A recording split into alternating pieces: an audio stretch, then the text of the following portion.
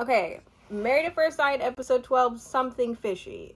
This is Something is Off with Brennan. That's what this episode should have been called. Something is Off with Brennan, and it's scary. My name is Seneca. By the way, I talk anything casual or monumental on this channel. I've been doing Married at First Sight recaps for like a little bit. But if you want to watch, I have now a playlist with all my Married at First Sight thoughts. Let's just get into this episode. This was like, primarily most of my thoughts have been on Brennan because I am concerned for Emily. I was initially concerned about Emily because she was the only one who hadn't been in a relationship, and I was like, oh, why would we put anybody who hasn't been in a relationship in a marriage? Why would we do that? But she's not even the problem in this. It's insane, and something is not even fishy. Something is literally just potential abuse. No, I don't want to throw out things like abuser to him. I feel like maybe he's just like, no, we can all see it. I'm trying to be fair. Let's be real, though. I'm trying to be fair, but I can be real, too. I'm gonna go over my notes about what I wrote as I was watching Married at First Sight. And I kind of talk about what stands out to me versus going through scene by scene. Sometimes I happen to just like recap scene by scene, but I just do want to preface this with, I typically just want to talk about the things that I was like, oh, that's interesting, let me put that out as like a point. But so let me just get into it. Okay, so I find it interesting that we saw scenes with Claire and that we're catching up with individuals now, because it just makes you think, how invested are we supposed to be in these individuals? I understand that we all signed up to watch their experiment. But also, do I care as much? Are they filling time? They're filling time, right? They're filling time. I don't know, a little bit of me is kind of like, when they were saying Claire separated, packing up her apartment, was like, I don't really care that much. But should I? Am I horrible? Am I a horrible person with no heart? Anyway, and then I also wrote down, how are we finishing this season? No, seriously, Brennan and Emily are not finishing the season together. They're not finishing. That relationship will turn so toxic so quick. Right now, it's being held together because Emily is holding her, like, she's holding herself to a high degree. But if I was in her position, oh my goodness, I'm burning the apartment down. I'd be going off on Brennan. I'd be going off probably on the experts to be like, why would you ever consider anybody like that being paired with anybody like me? Like, I deserve so much better than this. Are we kidding me? Y'all know this is my first real relationship and you put me with that? Oh my God. So Emily essentially just matched what I was just saying, matched my little energy. She is frustrated at the beginning. She's been pretending not to be, and like, I feel like these past couple episodes we've been seeing a little bit of the veil being unraveled. Sometimes she does tell like the, like confessionals that she's upset, but she does never really say it to like Brennan, to the experts, and now she's getting a little bit more open. She is more to her friends, but like not to the degree that she needs to. What she needs to do is be like, I just am over here taking so much, and it's so unfair that this man can't even give me half, and he's acting like he's bending over backwards to do this thing he signed up for. He's acting like he's doing me a favor, just letting me be in his presence, when I am trying so hard. Like, she did hit her breaking point and she did say something along those lines, but it's also like, she needs to get angry, in my opinion. I don't even get angry like that. I was gonna say, I don't even get angry like that at my husband. No, I only do if I'm like if I truly feel like I'm in like an Emily type position. I'm like, you have not been giving me the energy I need, and I just need you to know that. So Becca and Austin have who is staying past this point? Becca and Austin have a cute little photo shoot with Austin's friends. I do like they're integrated with the friends. My husband and I are not those type of people. Like, there are a lot of people who believe firmly that you need to be integrated with your friends, your social group, whatever. I'll bring my husband along to like some things with my friends, but I'm also kind of like, I don't like care. Like, I don't even like when my friends talk to my friends. But I think it's cool from their dynamic because it's kind of like, you can tell that these people are like very sociable people that, they're very sociable people that, where was I trying to go? That like need that to feel like connected with each other. So I think that's really cool. And I also love that Becca was like, I want you to see what I do. I think it's really, it's like another form of intimacy. Not even intimacy, it's just like a step to really get to know the person that you're in a relationship with. I just feel like everything flows so naturally, except for religion, with Becca and Austin. And they really don't overthink, except for religion, anything outside of religion. It's just really fascinating, and I really like their dynamic. Becca is the best person of the show. Austin isn't even bad. I just feel like she's just the best. Like, I feel like if you were to go in a relationship with Becca, she's going to do everything in her power to voice every concern she has in a very authentic way. She's so kind. It seems like she's kind. I don't know these people. Like, this is a parasocial viewing. Like, and I just think it's really cool. And then Austin says, like, Becca's really good with kids, and maybe one day they can come to an agreement on religion. An agreement on religion. What does that even mean? An agreement on religion. Like, I can see, like, an agreement on, I would like us to attend church, an agreement on, maybe that's what he means. It's like, I would like to attend church, I would like baptisms, I would like blah, blah, blah. But, like, is it an agreement on we're going to be a religion together that you're not actually going to be into? Or what does that mean? Anyway, that's really all I can say about them. I don't even want to talk about Cameron. Cameron develops, like, a heart condition, which is, like, interesting. And then it just goes back to my point of how invested are we really supposed to be in these individuals? Why do I... No, is that mean to say, why do I really care that Cameron's developed a heart condition? I feel like he's putting a little bit of the blame onto the whole situation. It's like, the experts kept telling you to put effort into the relationship. You signed up for this relationship, sight unseen. So, like, if it's going to cause you more stress, not to blame the fact that, like, oh, a situation could accelerate something. But it's also kind of like, don't blame that on your marriage. Like, people were doing what they thought was best, and I just kind of feel like he was playing the pity card just a little bit, especially because Tammy Talks, who is the person I referenced a while ago, who I literally probably would just be stealing every single thought from, I guess, for this video, said that your heart conditions are all, what's it called, like, biological, hereditary? So it's not like he just naturally would have, like, gone on the show and been like, I left with a heart condition. Y'all gave me a heart condition. Stop.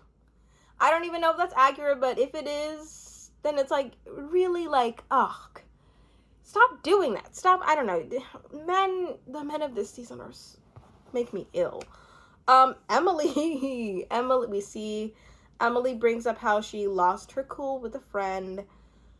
You just need to lose your cool, okay? You think that Brennan will feel bad when he loses his cool one day? You think Brennan has felt bad about losing his cool in the past and talks about it with friends? He don't.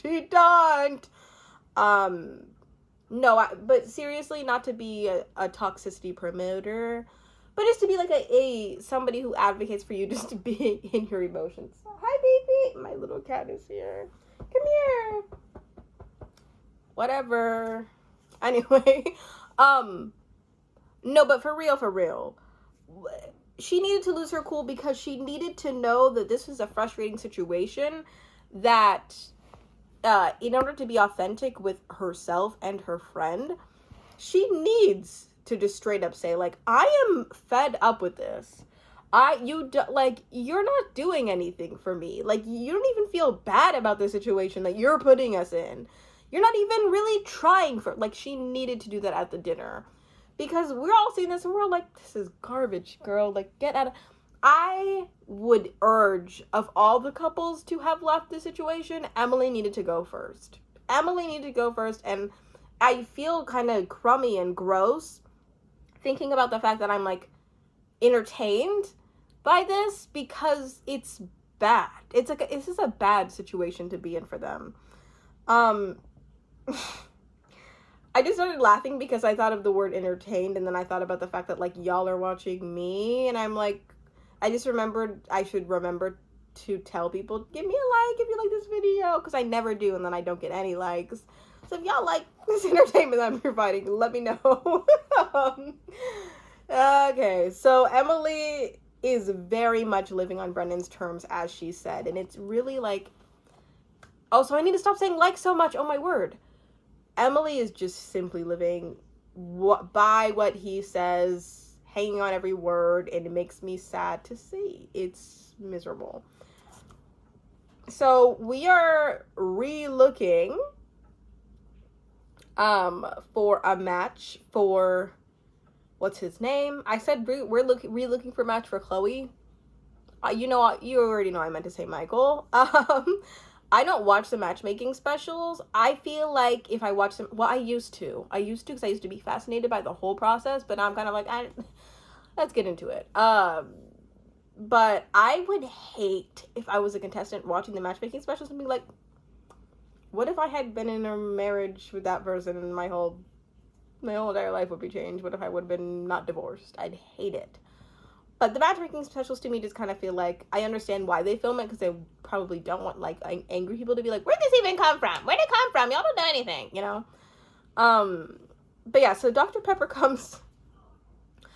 Okay, so they all decide on this girl named Chloe, and I like initially from seeing Chloe, I was like, this is not gonna work. But so Dr. Pepper visits Chloe and Chloe's friends. And she comes into a much happier situation than the last situation that she had with Michael and Michael's friends, which I feel like is kind of telling. Is that not a little telling that their friends' dynamics were so different? Or what? You know, Michael and Chloe are just... Also, I'm trying to make an effort to say the women's names first and then the men's second, because I noticed that in language, I mean, not that I noticed, I remember hearing about the way that we speak, and it's set up to be sexist in a way that we prioritize men over women. I want to make an effort to say Chloe and Michael, because it just is like, I don't want to keep I'd love if people referred to me and my husband as Ruth and Chris as opposed to Chris. That did not need to be put in, but I just needed to say it. I just felt it in my bones. Chloe and Michael just seem a little too different. They just seem like they're not going to work, and it's going to be uncomfortable and awkward. I feel like also because she's a recovering perfectionist, it's always the people that are recovering from something that the thing that they're recovering from always pops up. It always comes up, and it's always uncomfortable to see, and you're like, oh my god. Yeah, we mentioned this in the like intro package of meeting them, and here it is. Uncomfortable, but now you're in a marriage, so you're gonna have to figure out how you're gonna work through that, and they typically don't. You know, like, you know what? This is so sad. I feel like marriages where there's like a recovering something or there's like a problematic person, in order for the marriage to work, and this is in real life and on Married at First Sight, let me know if you disagree. I feel like in order for a marriage to work in a heterosexual dynamic, the man typically needs to be a little bit more like problematic than the woman. Oh my god, my cat just scared the crap. I thought a person was coming at me. My cat just jumped up on the chair. Just my life flashed before my eyes. No, but for real, I just feel like when women are a little bit more hard to deal with, men don't put up with it as much. Let me know if that's an incorrect... No, that is just what I feel. That is just what I feel like I see, especially in reality dynamics.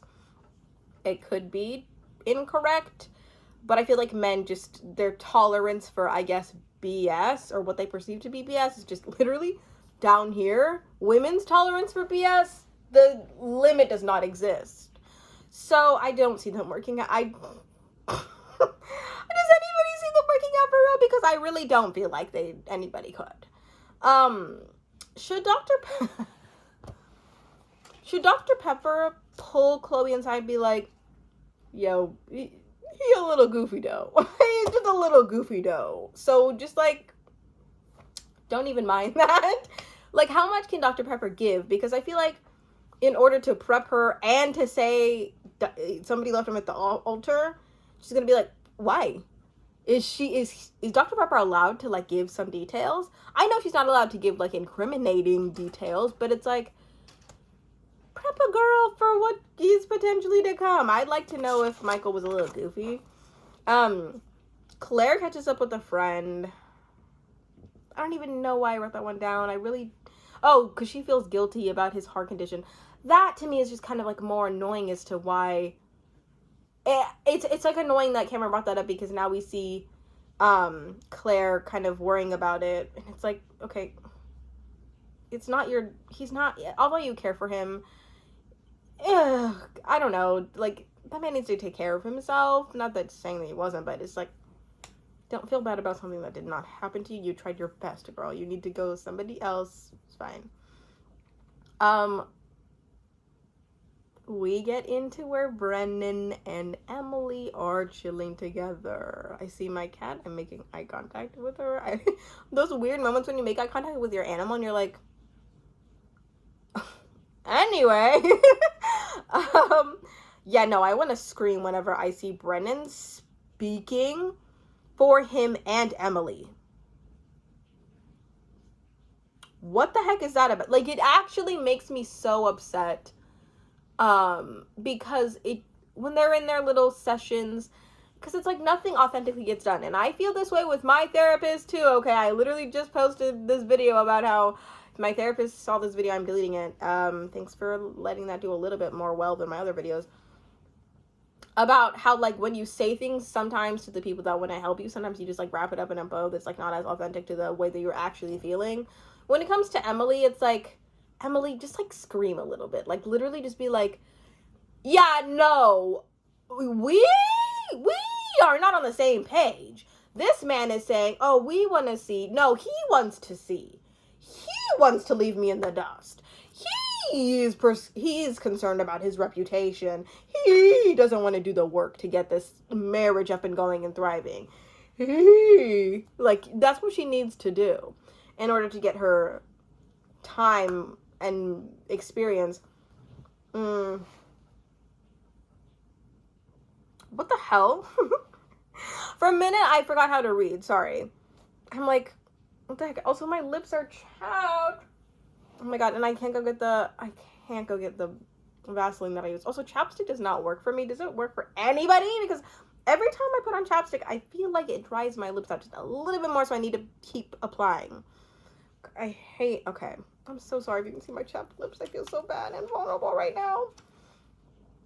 Yeah, so Brennan ends off on, we just want to focus on the friendship. Really? You just want to focus on the friendship? That's sad. No, it's sad. It's actually so frustrating that you could see somebody, Emily is just so dedicated to this, actually putting in the work, and to see Brennan be like, I want to go back to square one, is like, nobody makes it out that way. Just quit at this point. Really, just quit. And then Emily goes along with it. It's like, But I do like the idea that Dr. Pepper brought up the term, like, intimate friendship. I love it, mainly because I'm like, okay, let's bring it back to the fact that this has to be an intimate thing of some sort. So I think it's really productive of her to say, like, yeah, let's talk about an intimate thing, though. Not just like a friend, like we're barely going to exist around each other type thing. Chloe is dress shopping. She does not strike me as somebody who would be genuinely open to Michael. Until we see the pink dress that she tries on, and I'm like, oh, maybe that girl does have a little bit of personality in her. Maybe she's a little bit of personality. We'll see. But then she tries on the, like, more traditional thing, and I'm kind of like, girl, if you had just come with a unique thing, I think y'all would have had a better chance, to be honest. We find out when Becca and Austin are having dinner with the fam that Austin is an only child, which makes sense in the way that he speaks sometimes. They really do, because I feel like he really doesn't be communicating. Well, I guess now we don't find that out in this episode, that he's, like, mentioned it before. Excuse me. I feel like it explains some things, because I feel like Becca is a lot better of a communicator. I also have a bias against first or only children, because I'm just kind of like, I feel like as somebody who grew up with a decent amount of siblings, and then also who just views other people who have siblings, I'm like, there's just something there that like only children just don't have, and it's not their fault. I'm not gonna villainize. I'm not gonna villainize them. I have on several occasions. I'm not gonna try to villainize them, but I like. There's just something about the lack. There's just a different communication style between only children and people who have siblings, and it's one is at a disadvantage. But I'm not gonna say which one. I'm not gonna say it. Emily and Brennan do the fishbowl exercise. Emily gets honest. Emily gets like genuinely honest about the questions to a point where I'm like shocked. I'm like, I didn't even know you were gonna really go that hard. Not that she went hard, but the fact that she really opened up and shared things that she knew he was not gonna match is impressive. I really did appreciate that from Emily. And then also reveals her daddy issues, and I feel like, yeah, it would be a girl with daddy issues to end up with a guy like that, you know, because they're the only people that like have the tolerance for that much BS in a man. It's like, because any other girl who was like not saying this is only to people with daddy issues, but any other girl who kind of has like a solid healthy relationship with like every family member kind of be like, I know this is not normal, like like you're weird, bro, like what? I'm just gonna stand up for myself and just be serious, like because I feel like Brennan wants Emily to be a doormat for sure, and that's definitely related in this conversation when they're in the hot tub doing the fishbowl exercise. It is a red flag. It's so many red flags that Brennan has, but it's a red flag as to why he gave up on his sister's relationship. We didn't even know he had a sister, right? Did we not know? Because I felt like he was an only child. He literally walked down the aisle with just his mom and his dad, and I thought his mom and his dad were going to be like the people that potentially caused him to be kind of more closed off or whatever, and then he would like open up in a relationship, but like they are all the same. I have a hunch, maybe it's a little bit of narcissism. I don't want to label it that, but I have got to know a narcissist, like a legitimate narcissist, not somebody who I think is narcissistic. I like know, just based off everything I've known about looking into narcissism. They do not view like actual like open feelings as something that could be productive. It's like very much so a weakness, just like admitting things that you are kind of not in the wrong about, but things that just aren't as pleasurable. It's like you can't be vulnerable with somebody like that unless they have a specific agenda. Like, so I just feel like Brennan is scared to talk about anything that's real because he can't handle it. It like, that's why I just kind of feel like that's narcissism for sure. Because he just, like, anytime you ask him to talk about any emotion that is vulnerable at all, or ask him to go deep into anything, it's like he's scared to get sued the way that he talks. I feel like at all times this boy is just scared to get sued. I don't want to talk about anything bad. I just want this to be positive. That's not what marriage is at all. At all. As somebody who's been married for, I mean, it's only been like a year and a half, I guess. How long? I will be going on being married for 2 years in May. Oh my god. Anyway, life really do be going. Like, life really do just keep moving. It's crazy. As somebody who's been married for going on 2 years, I guess, it is just it's like, when you sign up to have a televised marriage, you are not going to just show the positive sides. Has Brennan watched the show? What made Brennan want to come on this show at all? What the heck? It doesn't make sense, because he's like, I don't want to talk about anything on camera. I want to cast only positivity. I don't want to like explain anything. I just want them to see me like being the best. I don't know, simply just being a good person. But it's like, you're literally scary. Nobody showed his ass when he was talking about that, because it's like, if you only want to be perceived as in the good, then you're not gonna be perceived well. You're not gonna. That's not like reality TV show. I feel like rewards people who show the good and the bad in a very authentic way that is not harmful. You know, um, you know. So then they have this uncomfortable conversation. Brennan's like, I don't want to talk about anything, and I feel so bad for Emily because she's really opening up and doing the work. And then Brennan starts getting whiny because there's this one part where Brennan is like, I can't, like, I'm gonna combust or something. And then Emily essentially is like, oh, you're gonna combust? You're gonna combust? Well, suck it up. Suck it up. And then Brennan's like, can you not? No, I think also, like, I think I didn't know he had a sister because I was like, there just is no way this man has a sibling. I'm not saying that people with siblings are the best people in the world, but it's like, this man, like, acts like the whole world is just completely revolved around him, and people need to adhere to exactly what he has going on. And that's what I'm just like, that to me feels like a only child thing. Only children are kind of gonna come on my channel and cancel the hell out of me. Like, the amount of things that I've said about only children, no. Seriously, I don't think about a lot of things that I say incorrectly whenever I post on my channel, but that, like, y'all could do me dirty with that. God, Emily needs to run. Especially because one of the things that Brennan wouldn't answer was like, what is something that you failed? Are you kidding me? You can't just be like, I failed trying to learn how to cook. I don't like to cook. Like, you don't he didn't have to go as deep as he took it. And it just is really weird to see. It's weird to see. I just think there's some sort of sociopathy going on. No, yeah, I was gonna like backtrack and be like, maybe it's not no, it's not normal. It's not normal. It's scary. If you are in a relationship that looks like that, get out of there. Get out of there. It's like, I was gonna be like, you know what, but maybe stay in it if it works for you. No, Brennan scares me. I don't feel like people like that have normal, authentic conversations and have normal, authentic relationships at all.